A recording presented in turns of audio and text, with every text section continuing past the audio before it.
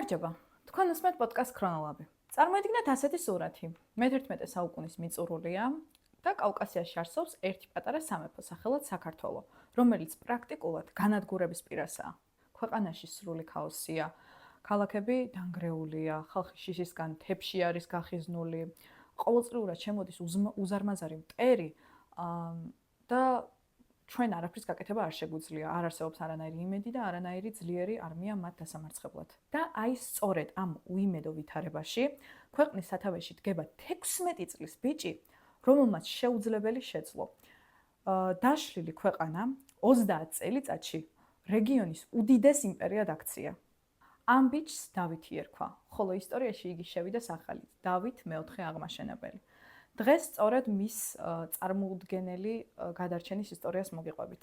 იმისათვის რომ მივხვდეთ, რატომ არის ეს ამბავი ასეთი გასაოცარი, ჯერ რეალობა უნდა გავიაზროთ. 1089 წელს საქართველოში იყო კატასტროფული მდგომარეობა. იმპერია, რომელსაც თურქ-სელჩუკები ერქვა, ყოველ გაზაფხულზე შემოიჭრებოდნენ, ცეცხლს უკიდებდნენ ნათესებს, ძარცვავდნენ მოსახლეობას და შემოდგომით უკან ბრუნდებოდნენ.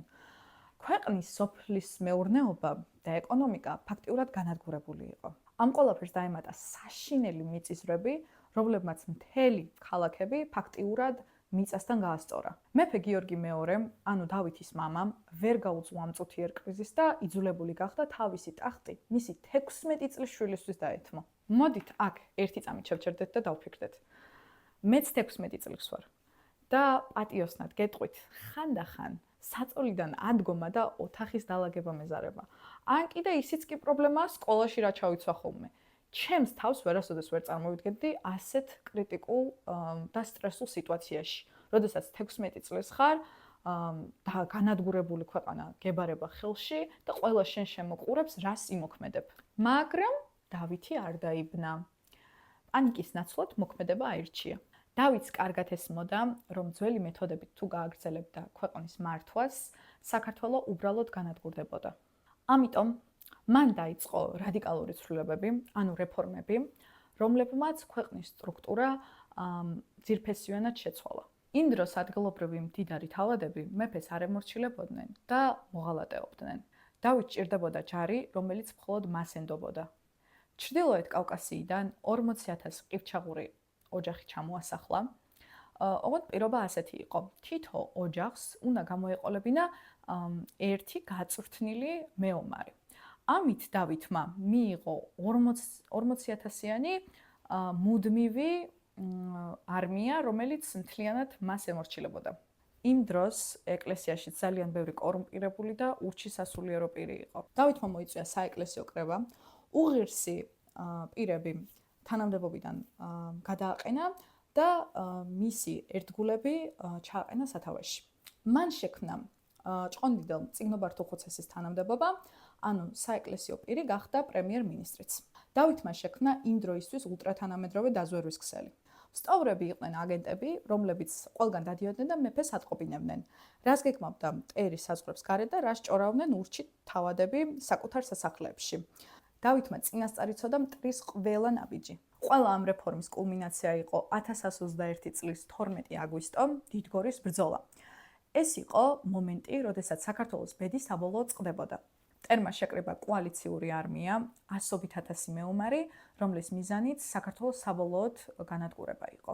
დავით კი გაცილებით ნაკლები 56,000-იანი არმია ჰყავდა, რომელიც ძირითადად მოიცავდა ქართველებს, ჯვაროსნებს, ყივჩაღებსა და ლეკებს. დავითმა ბრძოლისველად აირჩია დიდგორის ველის ვიწრო ხეობა. რატომ იკითხავთ? იმიტომ რომ ვიწრო სივრცეში მტრის მრავალრიცხოვანობა უპირატესობას კარგავდა. ისინი ფიზიკურად ვერ გაიშლებოდნენ. ბრძოლის წინ დავითმა გამოსასვლელი გზა ჩაკეტა და თავის ჯარს უკანდასახევი გზა მოუჭრა.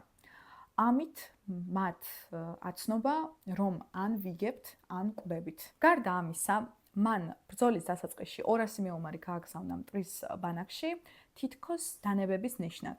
როცა მტერმა ისინი ახლოს მიუშვა, ამ 200 მეომარმა მოულოდნელი იერიში მიიტანა და მტრის რიგებში საშინელი პანიკა და ქაოსი დათესა. ბრძოლა სულ რამდენიმე საათში საქართველოს ბრწყინვალე გამარჯვებით დასრულდა. ამ გამარჯვებას ისტორიაში ძლევა ის საკურველი, ანუ საკურველი გამარჯვება ეწოდა. მომდევნო წელს დავითმა თბილისი გაანთავისუფლა და იგი საქართველოს დედაქალაქად აქცია. ახლა კი გადავიდეთ ისეთ დეტალებზე, რომლებიც ისტორიის წიგნებში მშრალი დეტალების მიღმა რჩება და გვაჩვენებს სინამდვილეში როგორი ადამიანი იყო დავითი. დავითი აბსოლუტურად შეყვარებული იყო კითხვაზე. მას ბრძოლებშიც კი დაქონდა წიგნების მთელი ბიბლიოთეკა. როცა ჯარი ისვენებდა, დავითი კარავში იჯდა და წიგნებს კითხულობდა. წიგნს რომ დაასრულებდა, ბოლო გვერდზე თავის ხელით წერდა. მე რამდენად წაიკითხა ეს კონკრეტული ტომი. ახლა კი როგორ იბრძოდა იგი?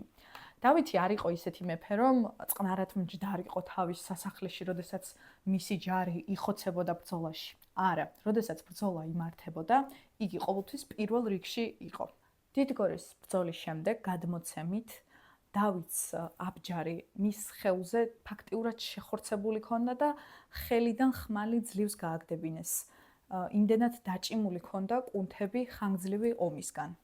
თბილისის გათავისუფლების შემდეგ, იმ ეპოქაში, როცა მსოფლიოში რელიგიური ომები და სისხლის მხრა მძვინვარებდა, დავითმა თბილისელ მუსლიმებსა და ებრაელებს სრული თავისუფლება მისცა. შეუმცირა გადასახადები და თავად დადიოდა მეჩეთში მუსლიმ სწავლულებთან დისკუსიებისთვის.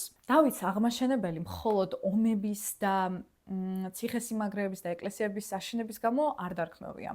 თუმცა გელათის აკადემიის დაარსება განათლების კუთხით უდიდესი ნაბიჯი იყო. მან აშენა და ფეხზე დააყენა მთელი სახელმწიფო, რომელიც მანამდე პრაქტიკულად მკვდარი იყო. სიცოცხლის ბოლოს მან დაწერა ნაწარმოები სახელად გალობანი სინანულისანი. ეს არის ლექსების კრებული, სადაც ჩანს არა ამპარტავანი და ამაყი მმართველი, არამედ ძალიან თვითკრიტიკული ადამიანი, რომელიც საკუთარ შეცდომებს განიცდის. აი ასეთი იყო 16 წლის ბიჭის ისტორია, რომელმაც პანიკას სტრატეგია და შრომა ამჯობინა. დიდი მადლობა რომ უსმენთ ქრონოლაბს. გამოიწერეთ პოდკასტი, დააკომენტარეთ თქვენი აზრი და შევხვდებით შემდეგ ეპიზოდში. დროებით.